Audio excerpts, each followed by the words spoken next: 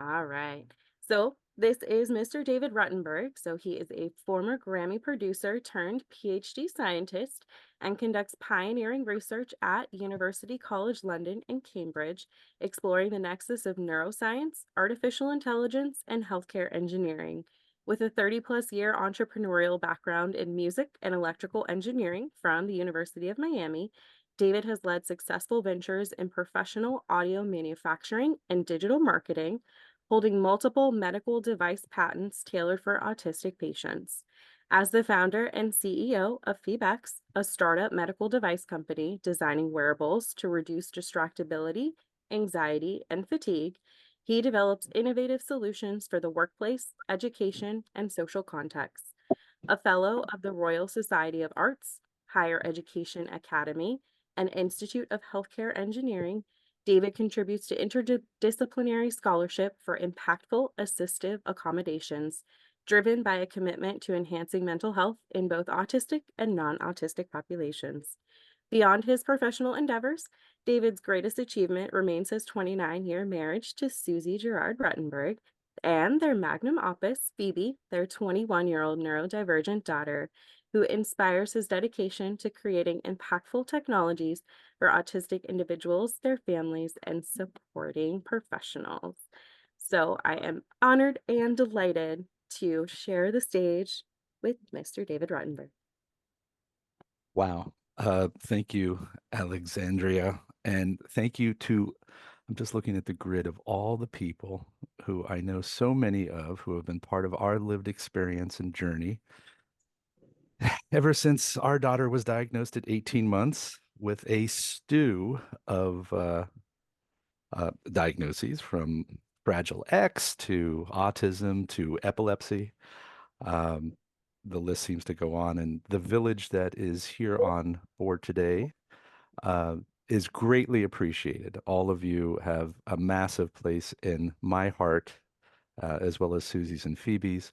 I should also mention that lurking in the background is another one of my dearest and oldest friends who I've known since before we were both 13, Mark Dern, who is my partner at Phoebex. So a shout out to Mark for showing up today. I hope I don't say anything incorrect, Mark. Please pin me on it if we get to the question and answers and I make a mistake. But for the purposes of today's recording, thank you all for allowing me the opportunity to be here. Alexandria, thank you as well. Cheryl, for handing the reins over to Alexandria. I look forward to speaking to NAMI sometime in the nearest futures as well.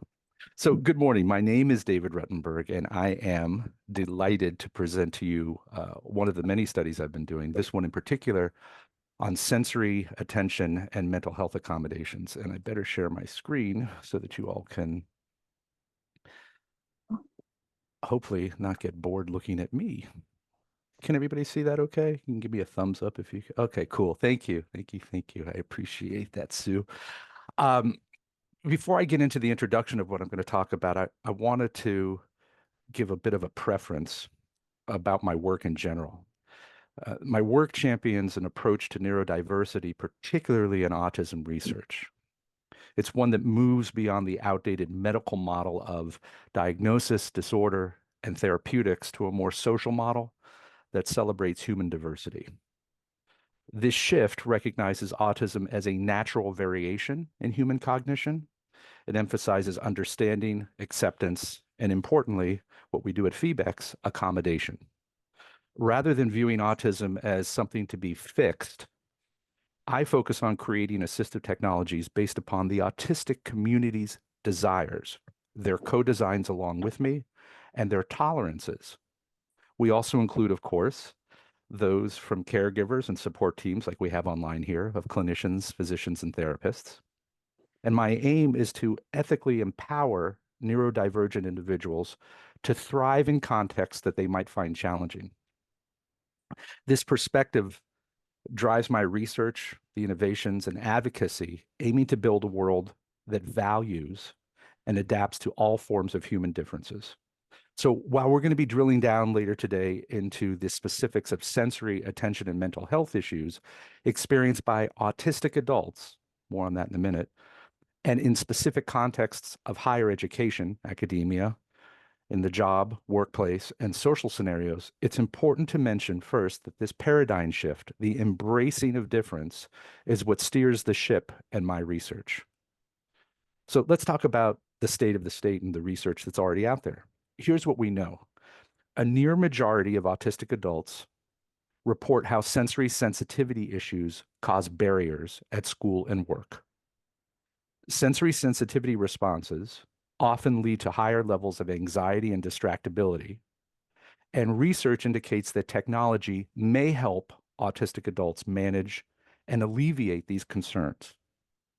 Unfortunately, most autistic technologies and the studies that relate to them deal with children and the autism diagnostic process and even gameplay therapeutics with little to no information on mediations. You'll notice I say mediations, not interventions, and accommodations for adults. Worse still is that the few academics and engineers who delve into this area are said to routinely misunderstand neurodiversity, exemplified by what they design, their so-called assistive solutions for non-disabled people, and suggesting that you can bolt these on because they will work with those who have neurodifferences.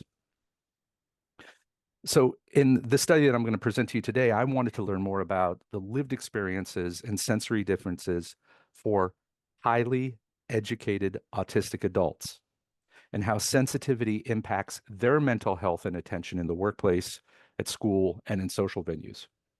I also wanted to explore their desire for accommodations and technological tolerance.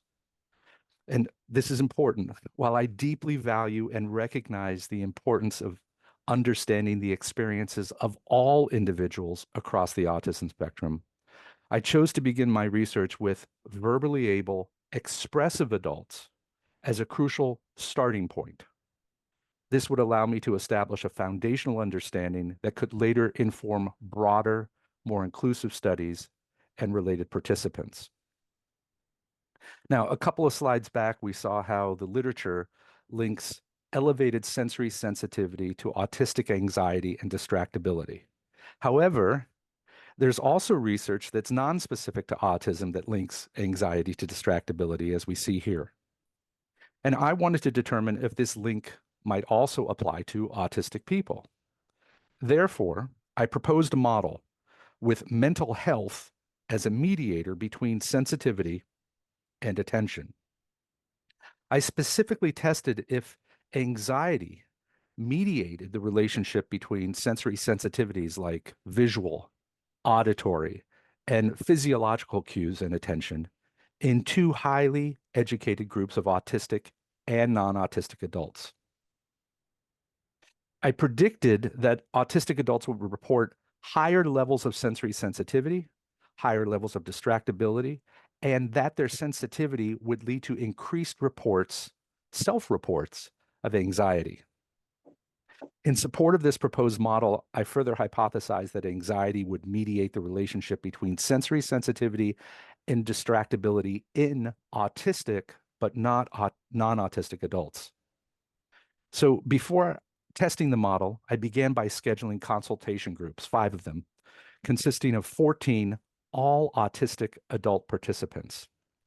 Using 17 ad hoc quick start questions that I created, the groups were tasked with creating an autistic voiced survey that would eventually be deployed to a much larger sample of autistic and non-autistic participants. This consultant group was asked to revoice my initial neurotypically voiced questions. I'm not autistic, so I knew I was going to make a mistake if I didn't allow them to rewrite the questions using appropriate autistic language that resonated with them and made them feel more comfortable. So they did, and it resulted in a new corrected wording that was more acceptable to autistic people. The words were used to produce what we see here on the screen, a word cloud metadata. That cloud of alternative autistic words were then later reviewed by all 14 of the consultants in the group and approved by those participants, and then informed the questions that would follow later. And speaking of questions, in order to test that model, I used multiple sources to develop a survey. This survey consisted mostly of 5-point Likert scale and open-ended responses. And it asked autistic worded questions to determine which sensitivity types created the most distraction and anxiety of the person providing the answers. The questions were grouped into various themes, including sensory modalities like loud sounds. I'm sorry, visual, auditory, loud sounds, and physiological cues, maybe uh, butterflies in your stomach or a rapid heart rate or sweating. But we also address things like distraction and anxiety. Several dozen questions were also asked about technology, tolerance, sensory sensitivity, attention, and mental health accommodations, but these were asked only to our autistic adults. In total, 76 questions were answered online by autistic participants compared to 48 questions posed to non-autistic people. And speaking of people, 361 individuals were recruited, including 187 autistic and 174 non-autistic adults. These participants were recruited through university psychology databases, including those at FAU, UCL, Cambridge, social media, and online companies like Prolific. The online questionnaires were presented to all participants using something called the Gorilla Integrated Development Environment. So let's take a look at the results. There were some unexpected group differences when comparing autistic to non-autistic adults. For example, our autistic participants reported higher physiological and visual sensitivity, but their sound sensitivity was comparable to non-autistic adults. Interestingly, there were no significant differences between the two groups in terms of anxiety or distractibility, which was completely unanticipated since I predicted that autistic individuals would show greater sensory reactivity, leading to increased anxiety and attentional difficulties. So, how could this be?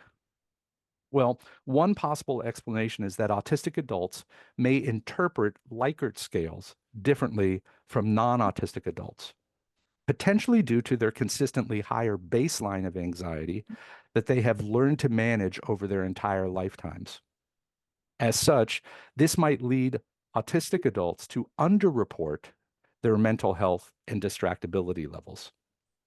Alternatively, and again focusing on the autistic adults, these results may reveal that they have developed effective masking and coping strategies, resulting in anxiety and distractibility scores similar to those of their non-autistic counterparts. Whatever the rationale, these insights highlight the complexity of autistic sensory processing, and it suggests that further research is needed to understand how individuals' experiences shape their responses to sensory cues and emotional challenges. So let's not look at the groups for a second. Let's look at individuals within the groups. While significant differences between autistic and non-autistic groups were not observed, important correlations within the groups did surface. Specifically, most variables showed positive correlations, with the exception of auditory and visual sensitivity in autistic individuals. Okay, so if the group comparisons don't correlate, but the intergroup comparisons do, what does this mean? Well, it suggests that when a person has heightened sensitivity in one modality, whether it's light, sound, or physiological responses, they often experience corresponding and increased sensitivity in other modalities. Furthermore, people with higher sensory sensitivity tend to also experience more sensory related anxiety and distractibility. They feed off of each other. And this pattern reveals that sensory sensitivity is linked to distraction and anxiety when examining individual variations, even though these differences weren't apparent when comparing the two groups as a whole. This finding underscores the necessity of acknowledging individual differences in sensory processing, irrespective of diagnostic labels, and it further supports the well-documented heterogeneity among autistic people, emphasizing the need and their desire for tailored approaches that recognize their differences. And indeed, regression analysis, that which could predict, revealed distinct patterns between autistic and non-autistic adults. For example, our autistic adults, all three sensory modalities, auditory, visual, and physiological, significantly predicted both their distractibility and anxiety. In contrast, for non-autistic adults, only visual and physiological cues were significant predictors. So what about the model? How did that hold up? Well, I tested the proposed mediation model and indeed found that anxiety fully mediated the relationship between visual sensitivity and distraction for the non-autistic group, and anxiety fully mediated the relationship between auditory sensitivity and distraction for the autistic group. Remember earlier, we saw no correlation. Anxiety also partially mediated the relationship between physiological cues and distraction for both groups. I didn't include all the proofs here, but shown on the right are two of these mediation models that actually did show anxiety fully mediating. We also asked about technology. Because of the links between autistic sensory sensitivity, mental health, and distraction, we wanted to know how technological supports might be viewed among autistic adults.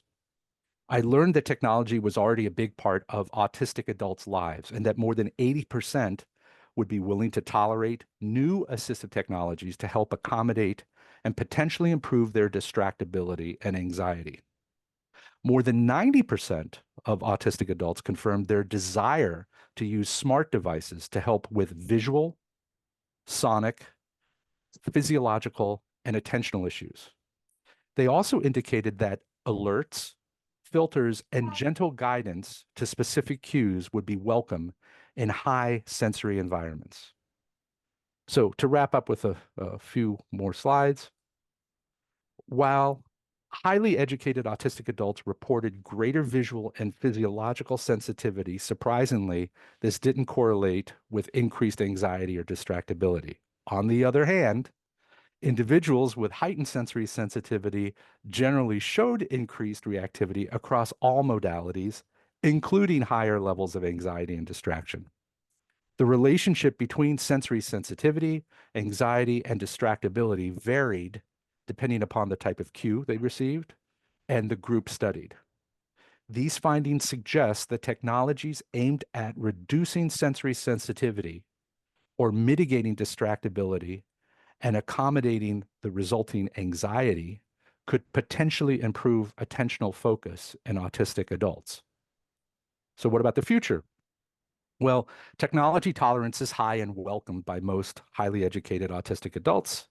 And based upon the community's expression, and importantly, their lived experiences, sensors should therefore be explored and tested to increase a person's comfort by potentially tamping down their sensitivity to certain stimuli using filters which modify an event, or by reducing the resulting anxiety using alerts or guidance which warn in advance or encourage adults to persist through sensory events.